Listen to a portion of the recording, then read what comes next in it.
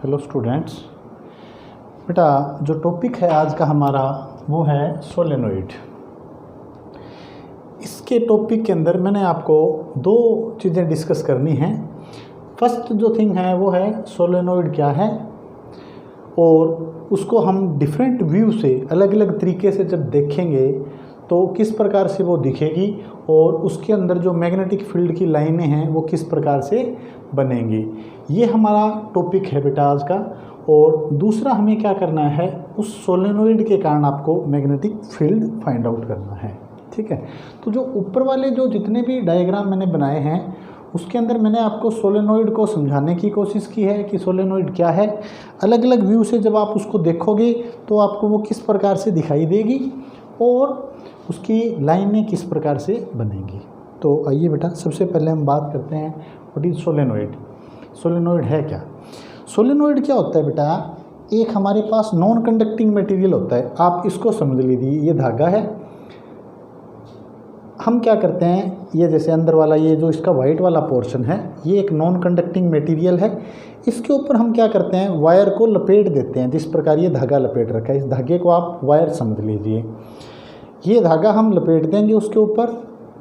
और ये भी हम इस चीज़ का भी ध्यान रखेंगे कि वो जो ऊपर आप वायर लपेट रहे हो वो क्या हो, इंसुलेटेड फ्रॉम ईच अदर।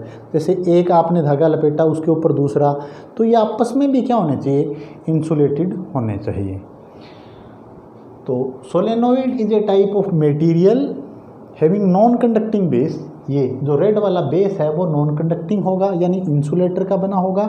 और उसके ऊपर आप वायर की वाउंडिंग यानी वायर को लपेट देते हैं।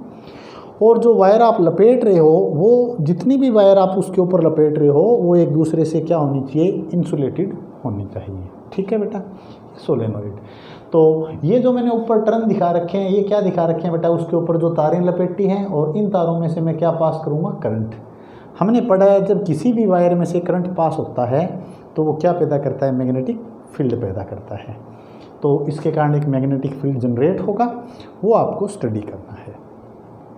अब इसी सोलेनोइड को अगर मैं साइड वाले व्यू से देखूं, साइड वाले व्यू से कैसे बेटा, अब ऐसे समझाने की कोशिश करूंगा मैं आपको। समझ लीजिए ये अंदर वाला जो मार्कर है ना वो एक सोलेनोइड है बेटा। उस सोलेनोइड के ऊपर मैंने क्या लपेट दी, इस प्रकार से वायर लपेट दी। ठीक है, ये ऊपर वाली इसको वायर समझ लो। और ऊपर ये कोटिंग है, ये इंसुलेटर की है। डायरेक्ट तार तो नहीं है ना, ऊपर रबड़ चढ़ी हुई है, तो ये इंसुलेटेड। अब अगर आप यहाँ से सामने से देखो बेटा तो आपको एक चीज़ क्लियरली दिखाई दे रही है क्या, कि शुरुआत में जो मैंने यहाँ पर लिया है, मैंने ये लिया है कि करंट इसके पीछे से क्या कर रहा है, इंटर कर रहा है। ये कंडक्टर है बेटा, ये सामने से आपको ऐसे दिख रहा है। तो शुरुआत में जो करंट है वो यहाँ से इंटर कर रहा है पीछे से। तो ये देखिए ये करंट एंटर कर रहा है यहाँ से। तो मैंने यहाँ गायब कर दिया इसको, यहाँ नहीं दिखाया इसको। क्यों नहीं दिखाया बेटा, क्योंकि ये पीछे वाला व्यू है, आपको पीछे वाला नहीं दिखेगा। इस मार्कर के पीछे तो ये फिर पीछे का व्यू हो गया ना। फिर आपको मैंने ये दिखाया कि जैसे ही वो ऊपर आया, ये ऊपर आया, फिर ऊपर से ये वाली तार आपको दिख रही है, ये बाउंडिंग दिख रही है ना, ऐसे आया, फिर नीचे चला गया, फिर नीचे चला गया, फिर नहीं दिख रहा। तो इस प्रकार से मैंने इसके ऊपर क्या लपेट दी, वायरें। समझ में आया आपको? जो पोर्शन आपको नहीं दिख रहा वो पीछे से जा रहा है और ये सामने जो विजिबल है वो सामने वाले टर्न्स हैं जो आपको यहाँ दिखाई दे रहे हैं। ठीक है, अब समझिए इसको। अगर इस व्यू को मैं ऊपर से देखूं, टॉप से देखूं, ये सोलेनोइड बना दी मैंने, ये सोलेनोइड थी मेरे पास, इसके ऊपर मैंने तार लपेट दिए। अगर इसको मैं टॉप व्यू ऐसे देखूं तो मुझे क्या दिखेगा, नीचे से क्या हो रहा है बेटा, करंट एंटर हो रहा है और यहाँ से क्या हो रहा है, करंट बाहर आ रहा है, ऐसे बाहर निकलता हुआ। तो जब आप ये कहते हैं भी इस बोर्ड के अंदर करंट एंटर कर रहा है, बोर्ड के अंदर करंट जा रहा है, तो उसको किससे रिप्रेजेंट करते हैं हम, क्रॉस से। किससे रिप्रेजेंट करते हैं, क्रॉस से। तो आप ऐसे समझ लीजिए कि यहाँ पर जो करंट एंटर कर रहा है, यहाँ इसके अंदर यहाँ एंटर कर रहा है, यहाँ, इन सभी को मैंने क्रॉस से रिप्रेजेंट कर दिया। ये इसी सोलेनोइड का व्यू है ऊपर से दिखने पर, टॉप से देखने पर। या आप ये समझ लो कि सोलेनोइड को आपने कट कर दिया, ऐसा दिखेगा। तो यहाँ करंट एंटर कर रहा है तो किससे दिखा दिया मैंने, क्रॉस से। ये अगर आपको क्रॉस दिखाई नहीं दे रहे तो मैंने यहाँ पर एक बड़ा क्रॉस बनाया है ताकि आपको विजिबल हो जाए। यहाँ क्या हो रहा है बेटा, करंट बाहर निकल रहा है, टॉप से देखोगे यहाँ करंट बाहर आ रहा है। तो जब करंट जैसे इस बोर्ड से करंट बाहर की तरफ आ रहा है तो किससे रिप्रेजेंट करते हैं, डॉट से। क्रॉस का मतलब इनसाइड एंड परपेंडिकुलर, और डॉट का मतलब outside the plane and perpendicular, तो ये डॉट हो गया। ठीक है, तो ये क्या बना दिया मैंने, जितनी भी इसके ऊपर आपने तारें लपेटी थी ना, प्रत्येक तार के लिए मैंने ऐसे रिप्रेजेंट कर दिया। अभी यहाँ एंटर कर रहा है क्रॉस, बाहर आ रहा है डॉट, इस प्रकार से ऐसे एंटर कर रहा है क्रॉस, बाहर आ रहा है डॉट, क्रॉस डॉट। अब एक रिंग को मैं अलग से बना रहा हूँ यहाँ पर समझाने के लिए। एक रिंग का मैंने यहाँ उठा लिया, ये रिंग थी मेरी ऐसे, क्रॉस का मतलब यहाँ से करंट क्या कर रहा था ऐसे एंटर, और डॉट का मतलब यहाँ से करंट क्या आ रहा था बाहर की तरफ। तो इस एक रिंग को समझिए बेटा, ये रिंग बना दी मैंने रेड से। करंट कैसे जा रहा है, अगर आप रिंग की हेल्प से समझना चाहो तो रिंग से भी आप समझ सकते हो। देखिए किस प्रकार से रिंग आप लीजिए, आप ये रिंग है हमारे पास ऐसे, ये रिंग होगी बेटा ऐसे है ये रिंग। ये क्या थी, ये थी सोलेनोइड, सोलेनोइड ऐसे।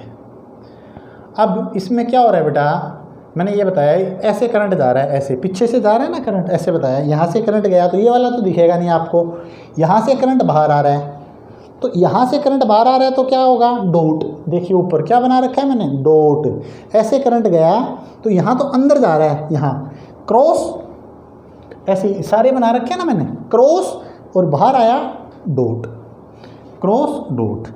अब देखिए करंट की जो डायरेक्शन है उससे मैग्नेटिक फील्ड कैसे देखोगे, right hand thumb rule. Right hand thumb rule क्या कहता है, जो आपका राइट हैंड है बेटा, राइट हैंड का थंब करंट की डायरेक्शन में करिए तो जो उंगलियों का कर्ल है, घुमाओ, उंगलियां जिधर भी घूमेंगी वो किसकी डायरेक्शन देगा आपको, मैग्नेटिक फील्ड की।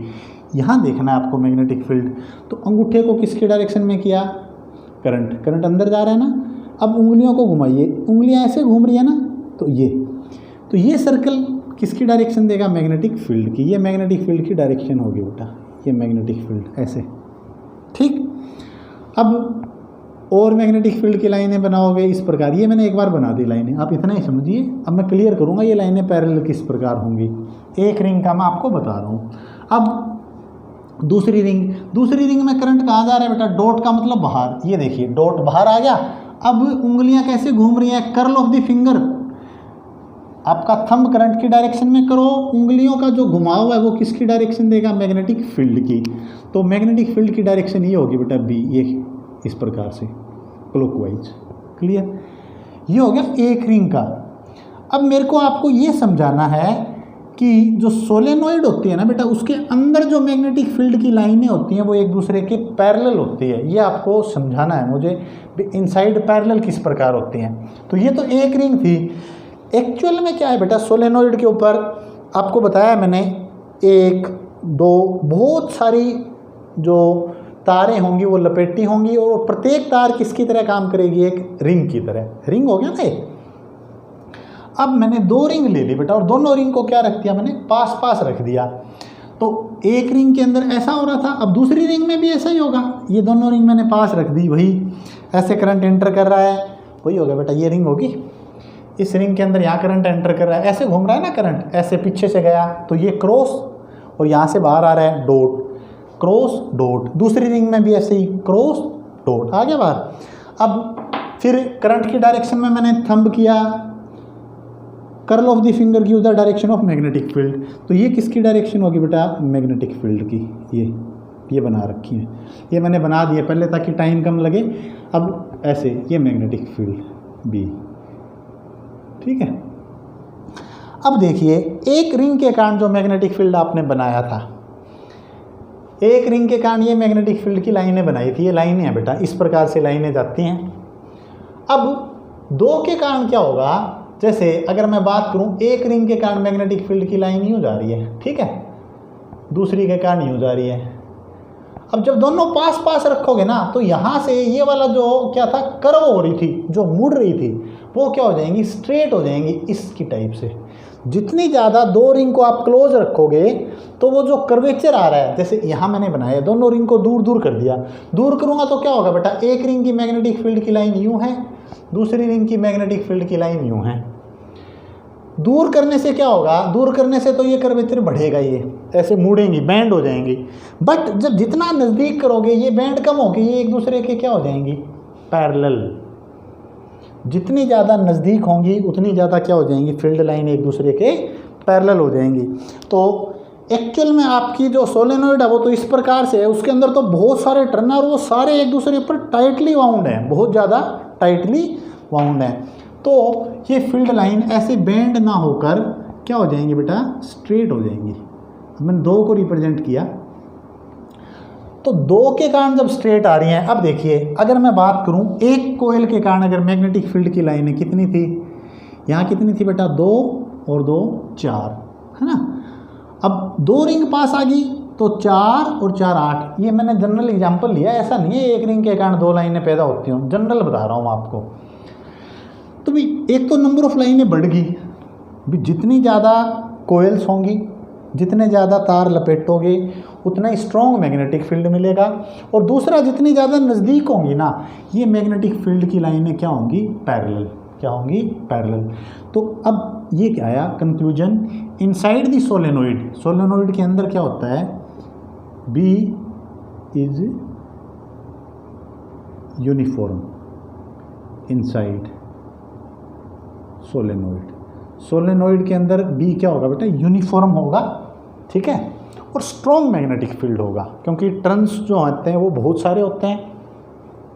अब आउटसाइड का भी देखते हैं। आउटसाइड में देखिए बेटा, ये टर्न है, इसका मैग्नेटिक फील्ड कहाँ जा रहा है, जैसे मैंने बताया करंट की डायरेक्शन में थंब किया, इसका मैग्नेटिक फील्ड नीचे, यहाँ से ये देखिए ये नीचे की तरफ, और इसका मैग्नेटिक फील्ड ऊपर की तरफ। तो अगर यहाँ मैं बात करूँ इस पॉइंट के ऊपर, तो जो नेट मैग्नेटिक फील्ड होगा वो कितना होगा, 0।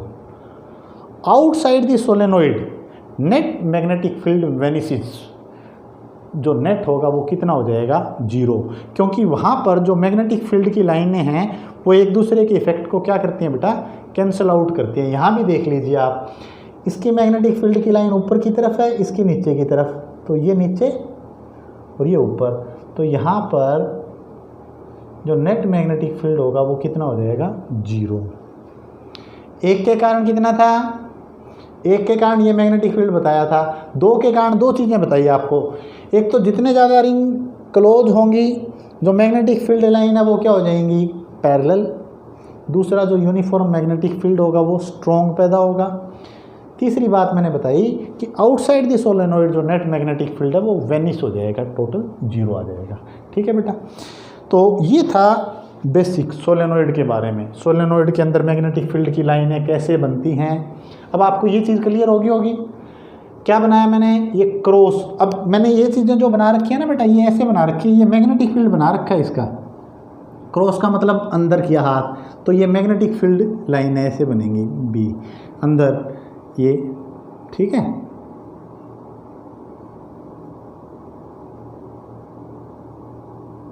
ये ठीक है, ये मैग्नेटिक फील्ड। इसी प्रकार यहाँ डॉट का मतलब बाहर, बाहर, तो ये मैग्नेटिक फील्ड ऐसे, ऐसे। क्लियर है? आपको पूरा समझना है तो यहाँ से समझ लीजिए। अब बाहर का मैग्नेटिक फील्ड है ना, बाहर का बी नेट, बाहर जो सोलेनोइड के वो तो है 0, दोनों तरफ कितना हो जाएगा, 0। अंदर जो वो यूनिफॉर्म होगा, देखिए सारी ये लाइनें सारी क्या हैं, पैरेलल हैं। क्या है बेटा, पैरेलल, तो ये यूनिफॉर्म। अब आपको यही तो कैलकुलेट करना है, क्लियर है। अब टॉपिक देखिए, आपको फाइंड आउट करना है magnetic field due to a solenoid निकालना है। किसका यूज करके, using Biot-Savart's law, Biot Savart's law. मैं एम्पियर सर्किट लॉ से भी करवाऊंगा, तो पहले इससे समझ लेते हैं। क्या करना है, magnetic field on the axis of solenoid. ये आपके पास एक सोलेनोइड है, इस सोलेनोइड की एक्सिस के ऊपर आपको क्या निकालना है, जैसे ये यूनिफॉर्म मैग्नेटिक फील्ड हो गया बेटा।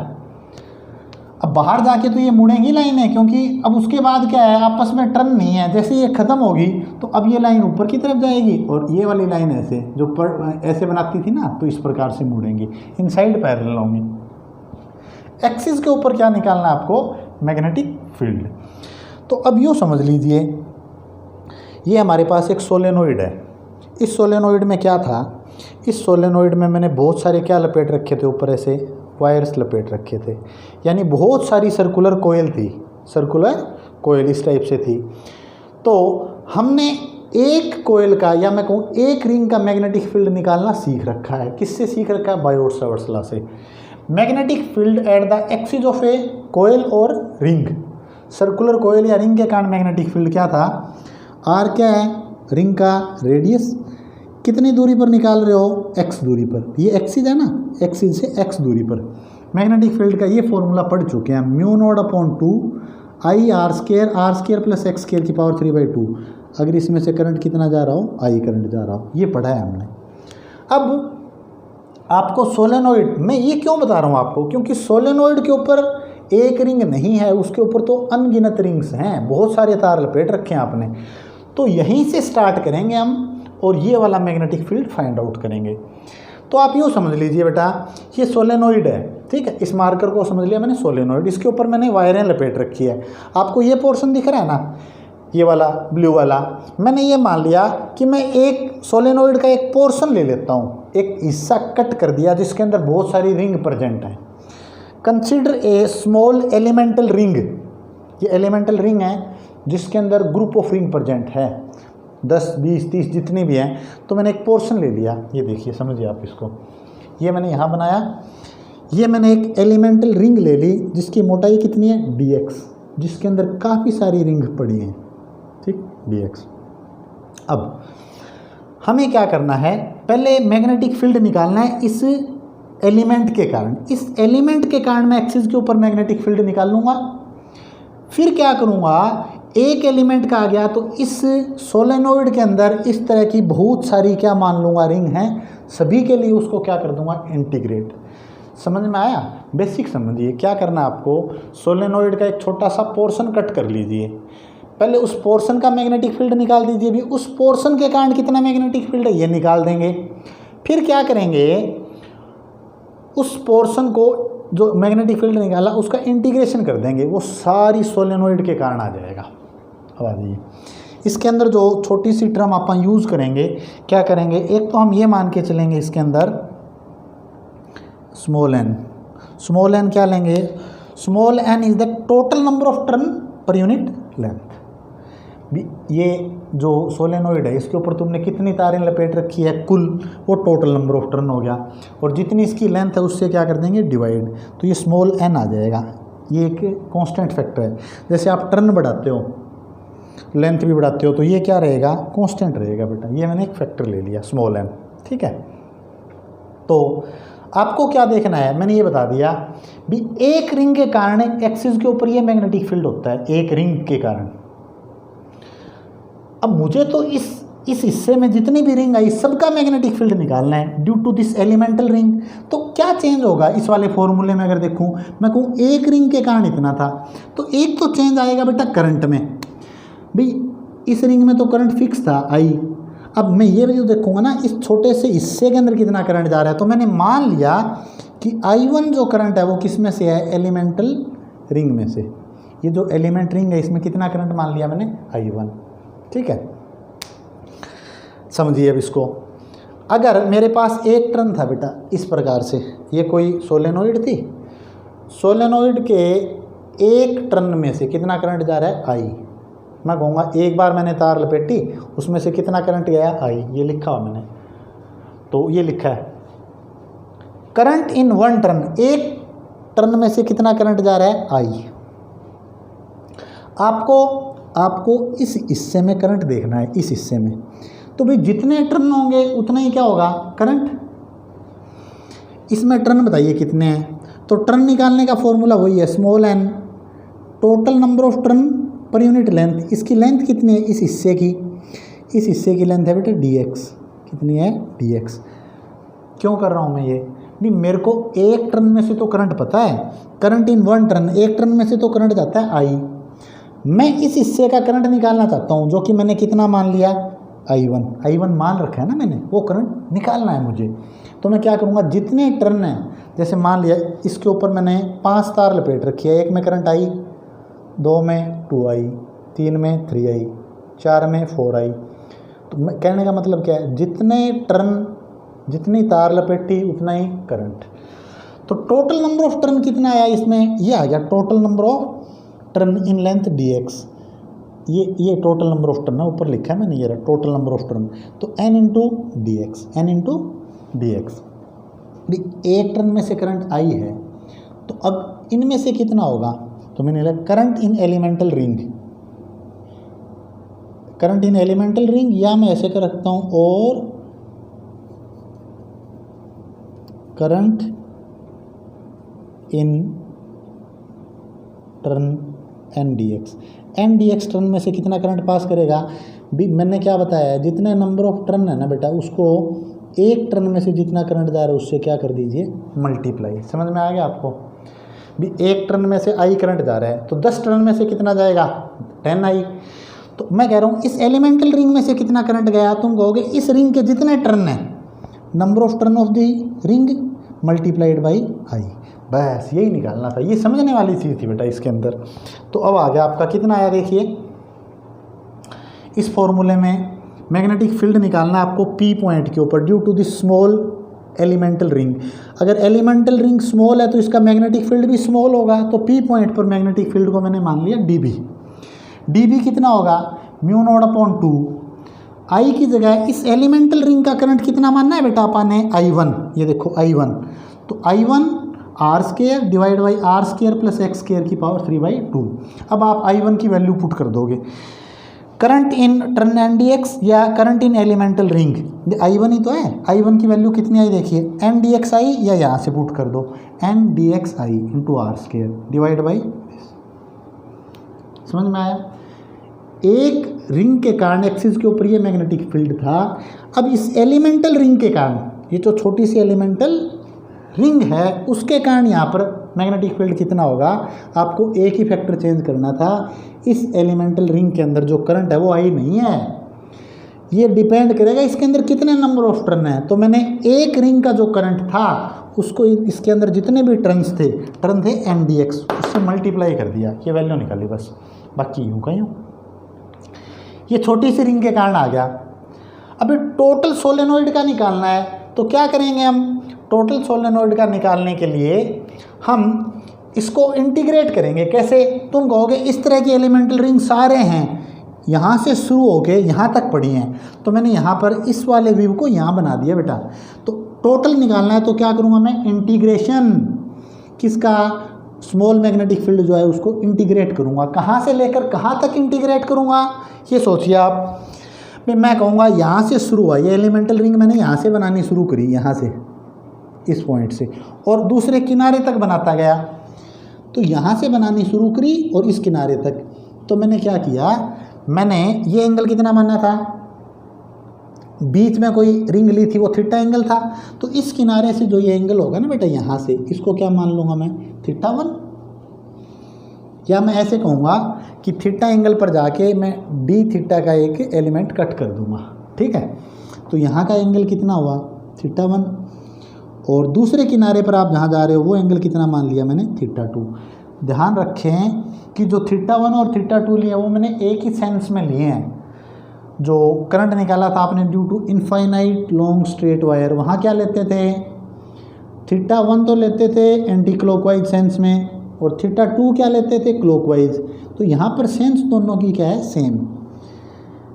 इस वाले एंड का जो एंगल है वो कितना ले लिया, θ1, और इस वाले एंड का θ2।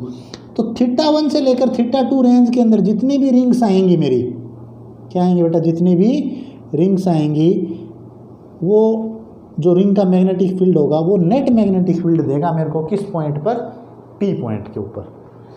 ये एक्सिस है ना बेटा, तो वो नेट मैग्नेटिक फील्ड आ जाएगा। अब समझिए इसको। तो अब वेरिएबल क्या है, देखो इस इक्वेशन में अगर मैं वेरिएबल देखूं तो यहाँ पर वेरिएबल एक तो क्या बदलेगा बेटा, एक्स बदल रहा है। एक्स ये दूरी है यहाँ से, इस एलिमेंटल रिंग से उस पॉइंट की दूरी जहाँ फील्ड निकाल रहे हो, ठीक है। तो यहाँ पर तो वेरिएबल क्या है, एक्स, और आपको वेरिएबल क्या लेके आना है, थीटा, क्योंकि यहाँ पर हम तो थीटा की लिमिट बता रहे हैं ना। भी यहाँ से मान लिया मैंने, यहाँ से शुरू करूँगा रिंग को कट करना, पहली रिंग ये होगी, और यहाँ से लेके यहाँ तक की रिंग का मैग्नेटिक फील्ड निकाल लूँगा। ये एंगल कितना लिया है, θ2।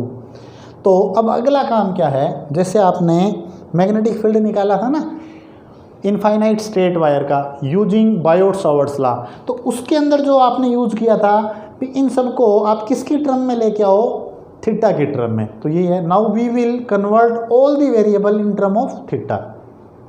थीटा की टर्म में देखिए, अगर मैं इस रिंग की बात करूं, इस एलिमेंटल रिंग की, तो यहाँ से टेंजेंट थीटा देखिए कितना होगा, ये थीटा है, tangent theta perpendicular upon base, तो tangent theta is equal to perpendicular upon base. Perpendicular कितना है बेटा, आर, बेस कितना है, एक्स, आर अपॉन एक्स।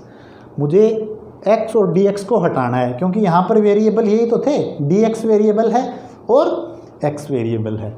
मुझे ये बताना है थीटा की टर्म में। तो यहाँ से देखिए बेटा, एक्स को ऊपर ले जाऊँगा, टेंजेंट थीटा को नीचे, तो x is equal to r upon tangent theta. X कितना आ गया, 1 बाई टेंजेंट थीटा को क्या लिखूँगा, cot theta. X is equal to r cot theta. अब इसका डिफ्रेंशिएशन कर दीजिए, इसका डिफ्रेंशिएशन करूँगा क्या हो जाएगा, d x upon d theta. R constant है, कोट थीटा का क्या हो जाएगा, minus cosecant square theta. D theta को इधर ले जाऊँगा, तो d x is equal to minus r cosecant square theta into d theta. ठीक है, ये किसका आ गया बेटा, ये इसका डिफ्रेंशिएशन करने के बाद मेरे को यही तो दो चाहिए थे उस इक्वेशन में। इसमें क्या बदल रहा था, एक्स बदल रहा था, डी एक्स। एक्स और डी एक्स की वैल्यू यहाँ पुट कर दीजिए आप इस इक्वेशन के अंदर, ये आ गया B, B is equal to, अब लिमिट कहाँ से कहाँ होगी बेटा, ये एंगल कितना बन रहा है, थीटा 1, और वो एंगल कितना बन रहा है, थीटा 2। तो मैं लिमिट कहाँ से कहाँ तक की लगा दूंगा, limit from theta 1 to theta 2, theta 1 to theta 2। Value put कर दी मैंने, mu naught n upon 2, mu naught n upon 2, d x की वैल्यू ये minus r cosecant square theta d theta हो गया, रेड पेन से लिख दिया मैंने। I r square divide by r square यूँ का यूँ प्लस एक्स की वैल्यू पुट कर दी, एक्स कितना है, आर कोट थीटा, तो एक्स का स्क्वायर है r square cot square theta, power कितनी होगी 3/2। अब म्यू नोड एन, यहाँ देखिए आर और आर स्क्वायर, ये क्या बन जाएगा बेटा, आर का क्यूब, ये मैं डायरेक्ट कर रहा हूँ, ये आर और आर स्क्वायर, ये क्या बन गया, आर क्यूब। ठीक है, cosecant square theta d theta into I divide by 2।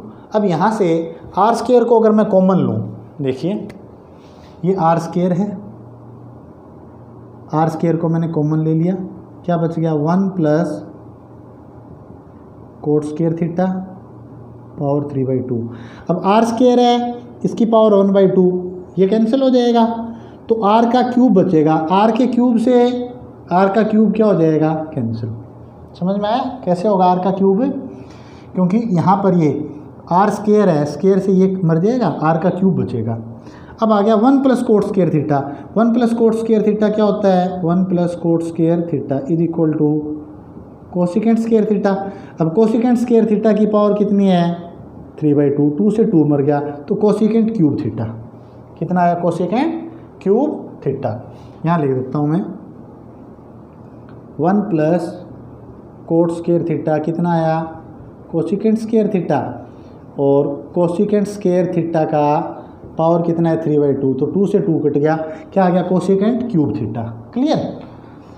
तो अब देखिए जो टर्म कैंसिल होने के बाद क्या बचेगा, माइनस म्यू नोड एन, आई को मैं आगे ले आया, आर क्यूब ने आर क्यूब को मार दिया, कोसिकेंट स्क्वायर थीटा, ये कोसिकेंट क्यूब थीटा, नीचे बचेगा cosecant theta into d theta.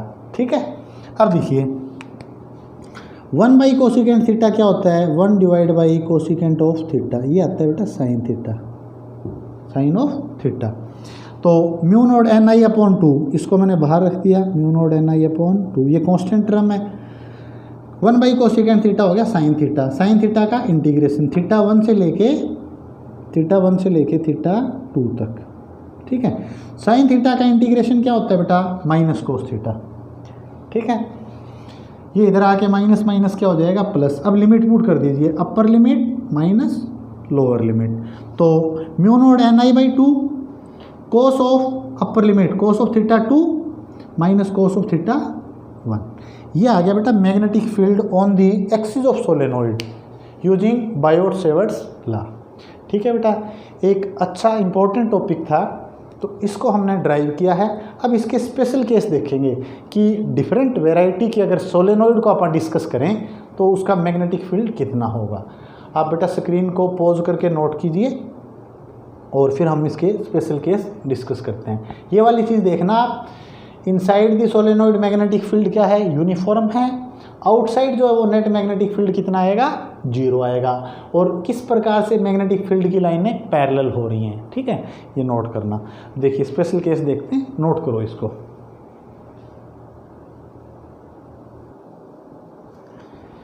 देखिए बेटा, अब जो हमारे पास केस हैं, हमें स्पेशल केस डिस्कस करने हैं। हमने एक सोलेनोइड की एक्सिस के ऊपर मैग्नेटिक फील्ड फाइंड आउट किया था। ये वैल्यू आई को B is equal to mu naught NI/2 cos of theta 2 minus cos of theta 1। अब दो स्पेशल केस है हमारे पास। आपको मैग्नेटिक फील्ड निकालना है axis of A solenoid at its centre. आपको मैग्नेटिक फील्ड एग्जैक्ट सेंटर के ऊपर निकालना है। अब सेंटर की अगर मैं बात करूं और साथ में इसने क्या दिया बेटा, आइडियल सोलेनोइड। अब आइडियल सोलेनोइड देखिए क्या होती है। आइडियल सोलेनोइड वो होगी जिसके अंदर जो लेंथ है ना, वो किसकी कंपैरिजन में, रेडियस की कंपैरिजन में बहुत ही ज़्यादा हो, यानी बहुत ही एक फाइन बोर होगा और लेंथ जो है उसकी बहुत ही ज़्यादा होगी। तो उस तरह की सोलेनोइड को हम क्या बोलते हैं, आइडियल सोलेनोइड।